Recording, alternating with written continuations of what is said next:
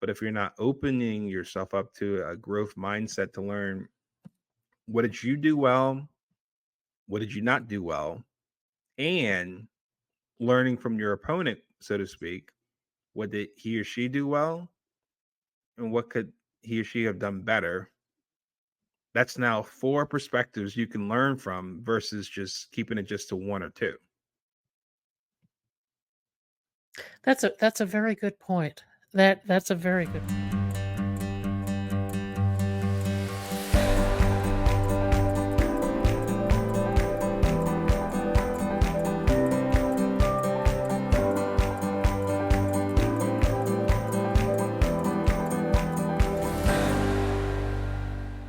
Philip Blackett is a wise man. His book, Disagree Without Disrespect, looks at some of the root causes of our conflicts. Philip offers a 5 step framework for navigating disagreements with empathy and respect. His framework includes practical tips for fostering healthier and more meaningful interactions. Whether you're dealing with family, friends, or colleagues, this episode offers a path to peace for all of us. Philip, welcome to Bump in the Road. If you would, tell us your story. Thanks so much for having me, Pat. It's obviously kind of an interesting thing to kind of tell my story in a way that's like take 39, 40 years of your life and condense it down to like 2 minutes. But I'll do my best here. So what I would say is my name is Philip, and I was born and raised in Memphis, Tennessee. So Southerner at heart, lover of all things barbecue, Chick-fil-A, and sweet tea related. Went to school in North Carolina, later worked in New York on Wall Street for a little bit, worked in corporate America, done some entrepreneur things. Um, they went back to school for business, got married the day after graduation, had twin daughters the first year. So now I'm a husband, a father, and recently I had bought a business, and definitely that's going to be the subject of our show today because that was my bump in the road. But since navigating that bump of the road, basically I'm at a point now where, as I'm looking at the first 39, 40 years of my life, I'm now taking inventory of the good, the bad, the ugly, and then thinking about what's next from here. What's the second half of the life going to look like? What inspired you to write your book? So, what inspired me to write my book, Disagree Without Disrespect: How to Respectfully Debate with Those Who Think, Believe, and Vote Differently from You, was, you know, honestly, I recognize how important relationships are in our lives.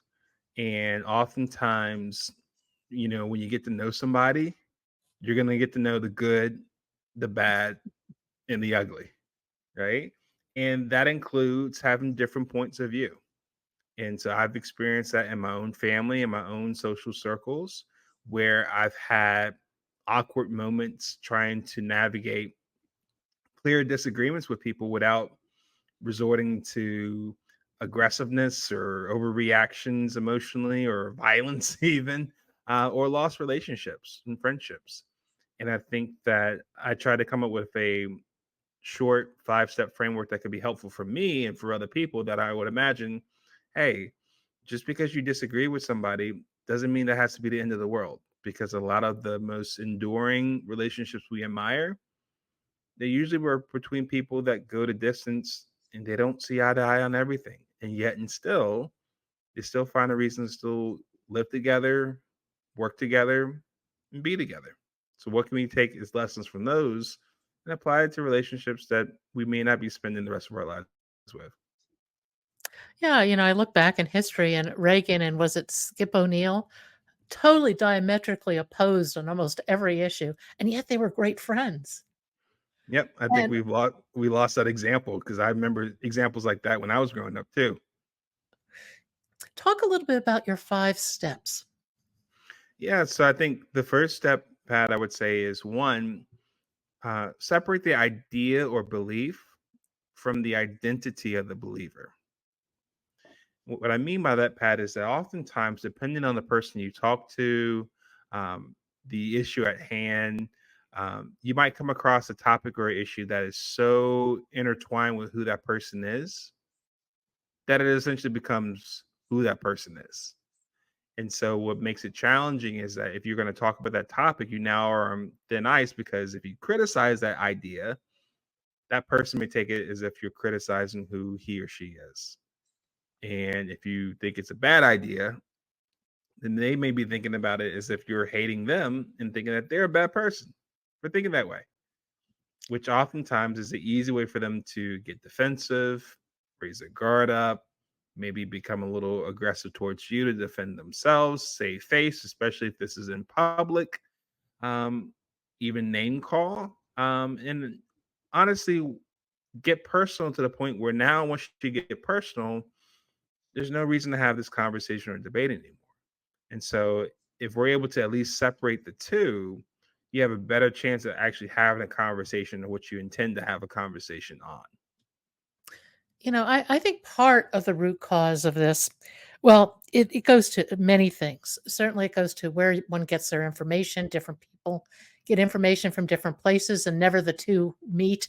But also, I think it's because in our society, we've become we've started to identify with things external to us, whether it's the image on Instagram, party affiliation, Mhm. whatever it might be, and that doesn't come from your heart, it's totally external. If we were more internally oriented and we focused on things like you talk about empathy, caring, love, a lot of these more internal influences, I think our discussions would be really different.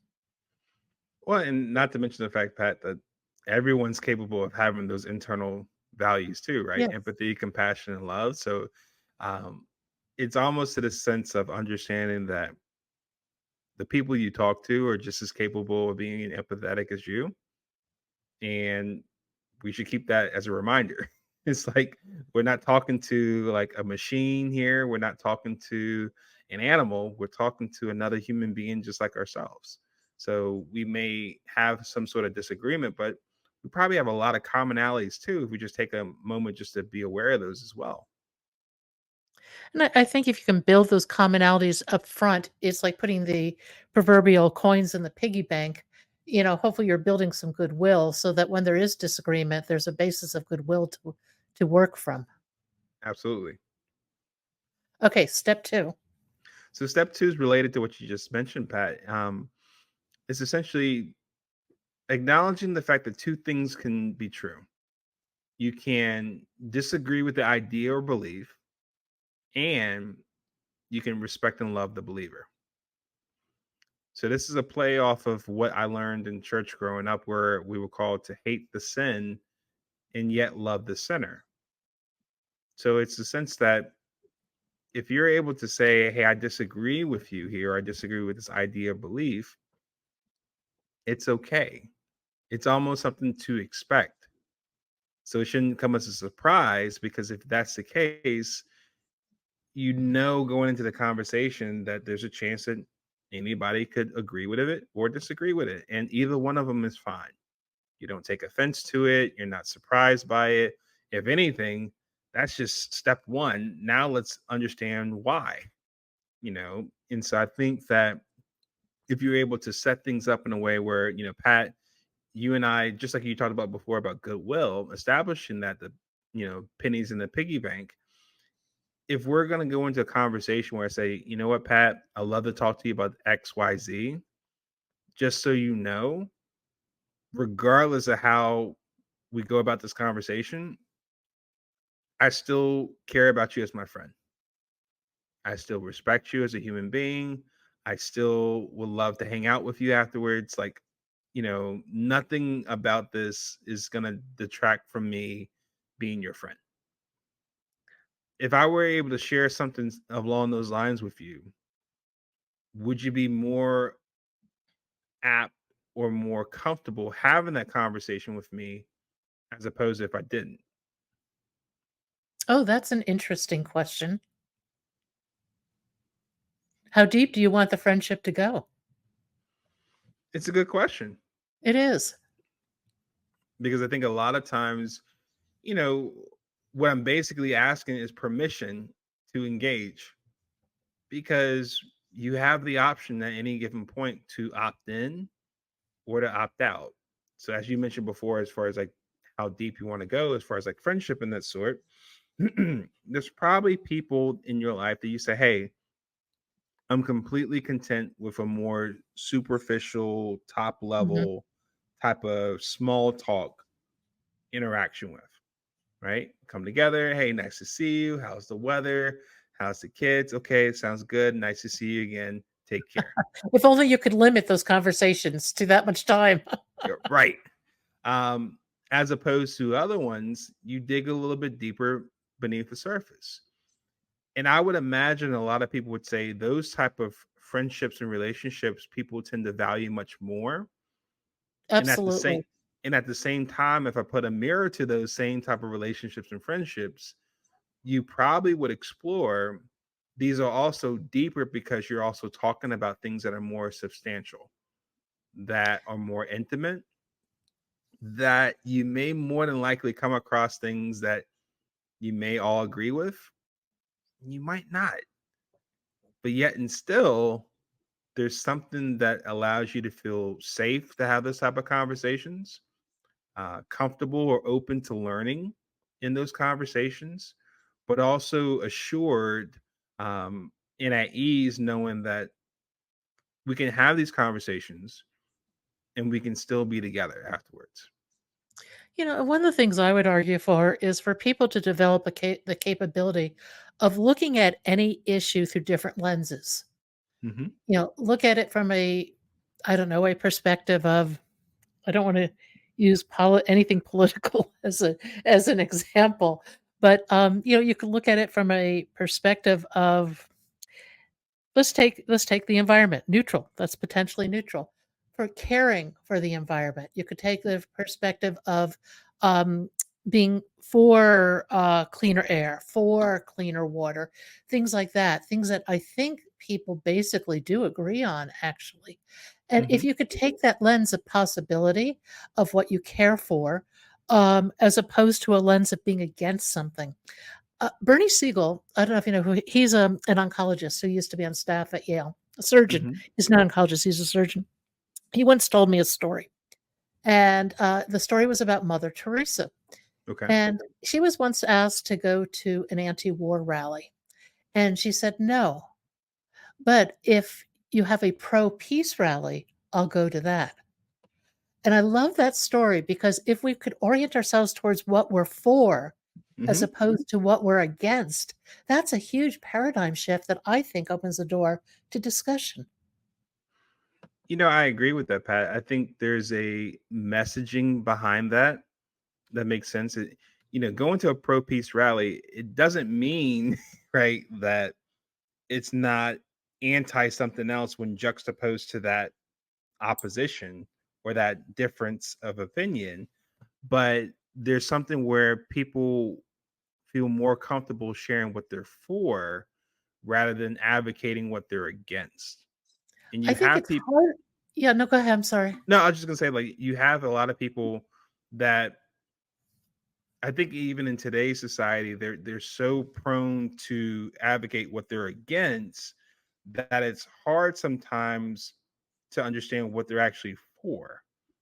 And so, one of the things, to your point, even with the environment, if you find people that are pro clean air or cleaner environment, that's a great common ground to start and establish as far as goodwill, where then the conversation can go towards, okay, what's the best way for us to have more clean air? What's the better way to have a cleaner environment? But at least you're on some sort of accord or some sort of agreement of what you're for, which is in this case a cleaner environment or cleaner air, or Mother Teresa's standpoint, not anti-war, but let's get together for those who are pro peace. And the pro perspective is, in my mind, proactive, creative, um, sets the idea, I think, of forming relationships to move a positive force forward. Hmm. Absolutely. It doesn't mean that there's not going to be opposition later on, Oh, sure. but at least you're establishing for yourself something that you are coalescing support for amongst people that are like-minded, that are caring for something, that's greater than yourself, like the sum of the parts here. Um, but I think, yeah, I think at the same time though, it's helpful because it's getting clarity of what's important for you and what do you want to advocate for and see more of. What's the next step that you write about? So once you pass those two steps and you make the setting a place where you can actually talk about the issue at hand, then step three is actually talking about the issue at hand. But more so than anything else, Pat, you're discussing it with a focus on merit. And what I mean by the merits of the issue at hand is more so talking about, let's discuss the facts, the logic, the Mhm. research, the analysis, the performance, the reviews, the results. Try to make this as close to an apples to apples comparison objectively as possible. Because what we don't want to get involved with, Pat, is name calling, getting personal, or or any over drawn out emotional reactions that can distract us from talking about the issue at hand just based on whether it's a good idea or not, or whether it's the right idea or not, based on its merits. And what's But right? what I I would mean, say right too, is just to add totally on to that, subjective. what I would add on to that too is to do that too, Pat, is it does involve actively listening to one another and asking questions out of curiosity to learn more about that person rather than what's the next thing you're going to say to rebut them. Active listening is something that you bring up in your book. What are some of the components of active listening? So I think about it even as I talk to you, Pat. For me to actively listen to you, one part is I empty out in my head, what am I going to say next? And I put my focus on being present with you and hearing what you're saying. Like, I'm able to see you, so I'm observing your body language. I'm sensitive to the tonality in your voice, and I'm also listening to the actual words you're saying. But even more so, what's going on in my head is, if anything, asking myself, how can I learn more about what Pat is saying? What questions should I ask to dig a little bit deeper? Because my main mission is not so much to prove whether I'm right or wrong, it's more so engaging in an information sharing exercise with you, that my aim is to better understand where you're coming from. You That's know, my primary goal. Whether or not that's reciprocated or not, that's one thing. But the goal is really for me to help myself understand you better. it's interesting. One of the things you mentioned is being present. And that's something that I think is incredibly powerful. I know after doing this podcast for a while, one of the things I learned is that being present is really important. I used to go into a podcast thinking this will be good, this won't be good, or whatever. I wanted to judge it, and I was totally wrong. What I do now is before I go into a podcast, I'm quiet. I may meditate for a few minutes because I want to go in without any sort of preconceived ideas and just be there.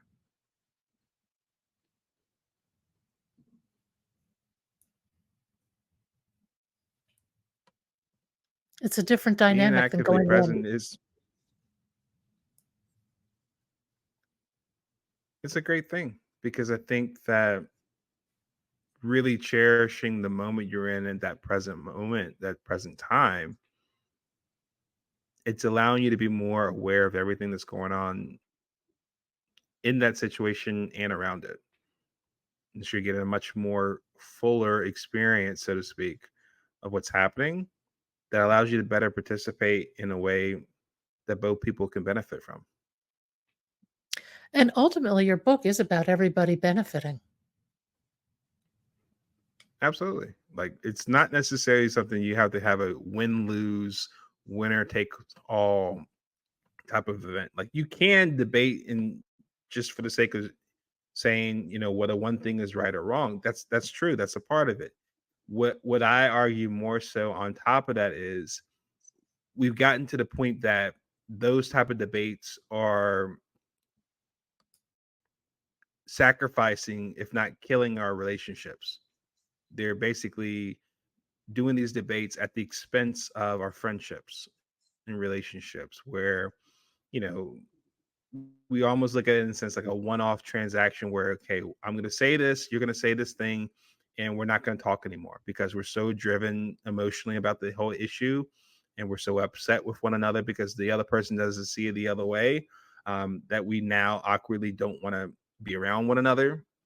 We don't want to work together.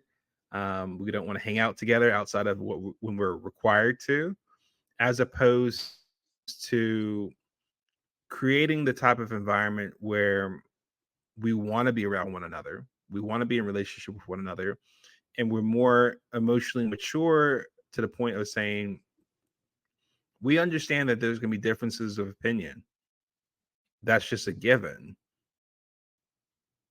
What's different though is we're not going to sacrifice the relationship because of that.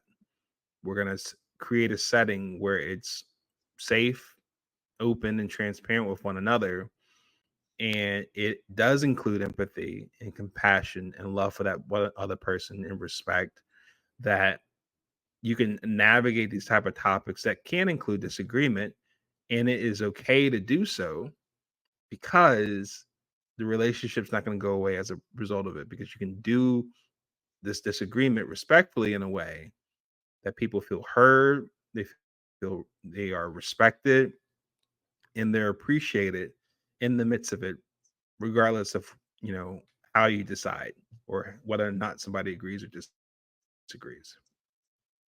Tell a really touching story about a conversation with your mother that got cut off because nobody wanted to disagree. Would you tell that story? Because that really touched me, and it really I was left feeling, "Oh my gosh, that's too bad you guys lost," and I think you said this, there's a kind of a lost opportunity for deeper connection there. Absolutely. So it happened around 4th of July last year. So I was in Boston with my family. I invited my sister and her family up from Georgia and my mother from Tennessee. So my sister and my mother and I were in the living room and we were having a conversation around 4th of July. I don't remember what the topic was, Pat. All I remember was my sister and I on this particular topic were not seeing eye to eye. Now, while we were discussing further on this topic, some people would say debating, but you know, tomato, tomato. Um, as we were discussing, my mother jumps in, and I thought initially is okay. Are you choosing a side here? This should be interesting. But it actually was the opposite. She was choosing neither side. She actually said, "We're not going to have this conversation. Let's talk about something else." Because to paraphrase, essentially, I know we have fireworks to watch later on tonight for 4th of July, but I have no intention of seeing fireworks happen right here in the living room between you two. And while I understand the intent behind what she was trying to do, where as a mother, you're trying to help keep the peace between your kids, maybe preserve a moment you can look on fondly as far as like holidays and that sort. You know, to your point, Pat, I think the impact of what happened, what transpired, was a lost opportunity because my sister and I, clearly we live in different states. We don't live in the same neighborhood. We don't see each other often. Um, we can talk on the phone, we can text message, we can like each other's posts on social media. But in the midst of that, in the world we live in, that includes social media and smartphones and text messaging and that sort of thing, I would argue respectfully that some conversations are better to be had in person, in Yeah. face to face. And we didn't have that conversation face to face because somebody jumped in and prevented it from taking place out of fear of not only disagreement, but concern about what that disagreement could lead to. And so, what went about in my head was okay, that's a conversation I probably won't have with my sister again face to face, at least. I am curious how many other people around the country, around the world are probably having a similar experience where they have something that they want to share that's true to them, that means a lot to them, and they want to share it with somebody they care about, whether at home or at work or otherwise.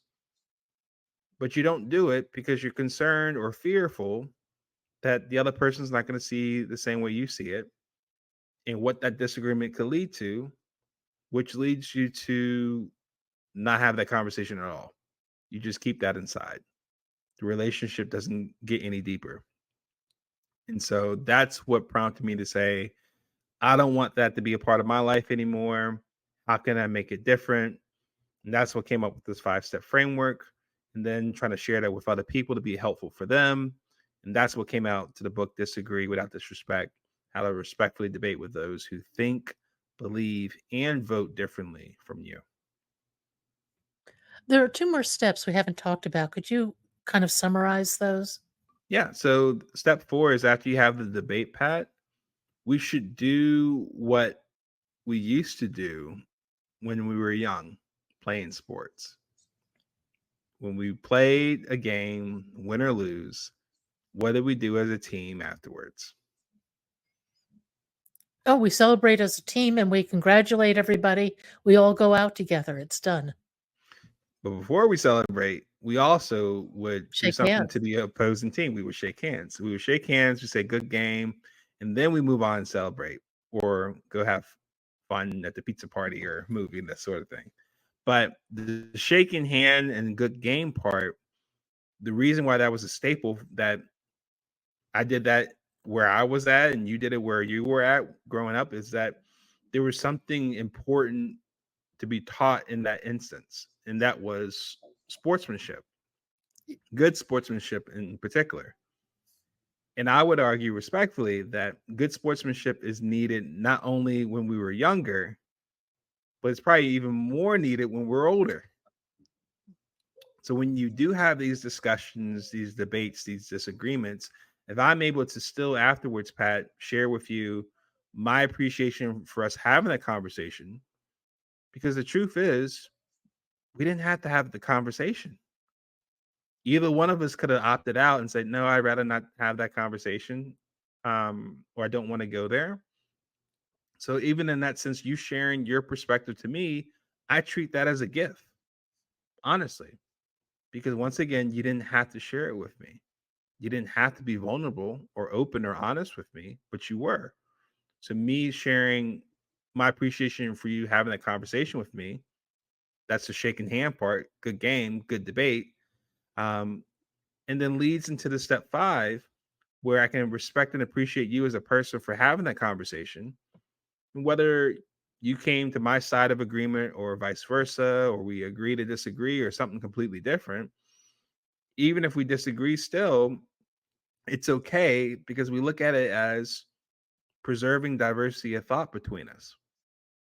But more importantly, we keep the door open to have that conversation part 2, part 3, keeping the dialogue going where we can continue to get to know each other and explore different avenues of the conversation we just had. Because I would argue respectfully that we go about things in a way because we preserve the notion that our relationship, our friendship should be more important to keep intact compared to who's right or who's wrong. I couldn't agree more. Was just remembering um, a squash match way back when in college. I was on the squash team. I lost the match. And, at the end, you shake hands or whatever and go on. But it opened a door for reflection for me because it opened a door to see what somebody else did well, what I didn't do well, the errors that were made. And quite honestly, having that additional information, in this case, it came out of a match, opened the door for my own growth.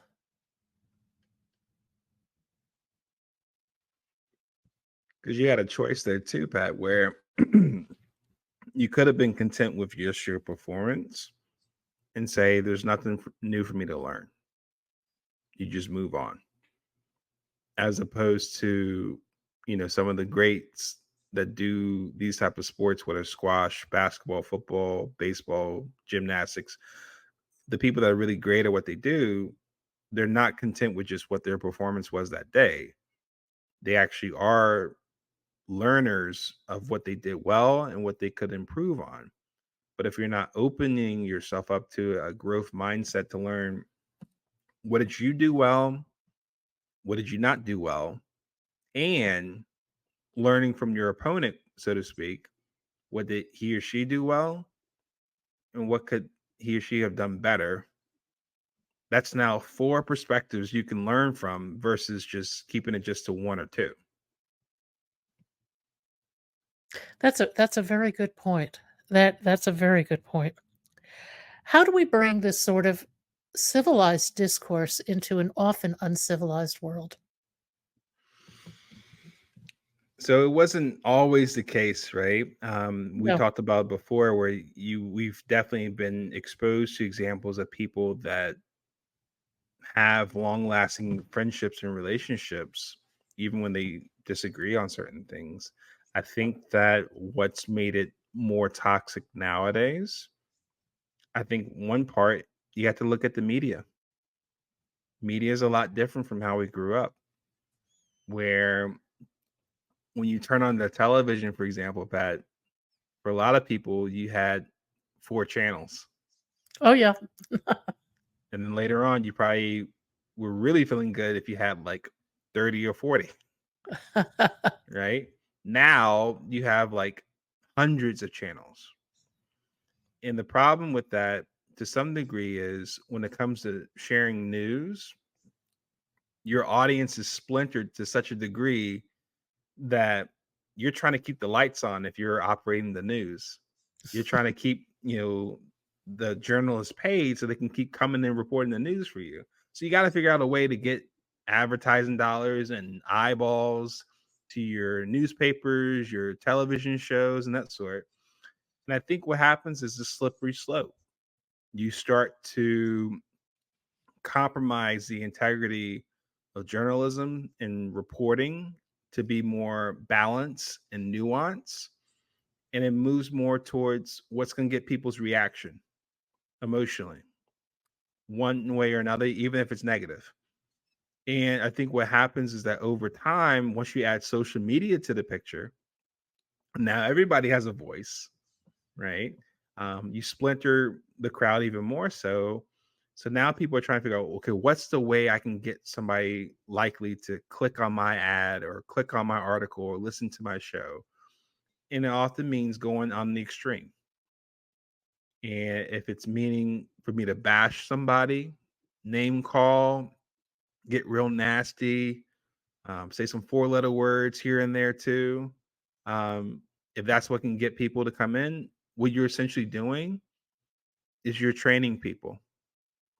You're essentially educating people on what they should respond to, and that future generations are now seeing, like the kids are now seeing what the parents are doing. The kids are seeing how the parents are talking to one another, and they're taking note, and they're saying, "Oh, that's how I should go about somebody who I don't see eye to eye on. If I disagree with that person in the classroom, I'm not gonna go about it respectfully. I'm gonna go punch them in the face." At some point, we have to understand that yes, this book can be seen as swimming upstream compared to the societal norms, but it's also understanding that what was once going down the wrong way, we can actually figure out a way to go the right way by one person at a time.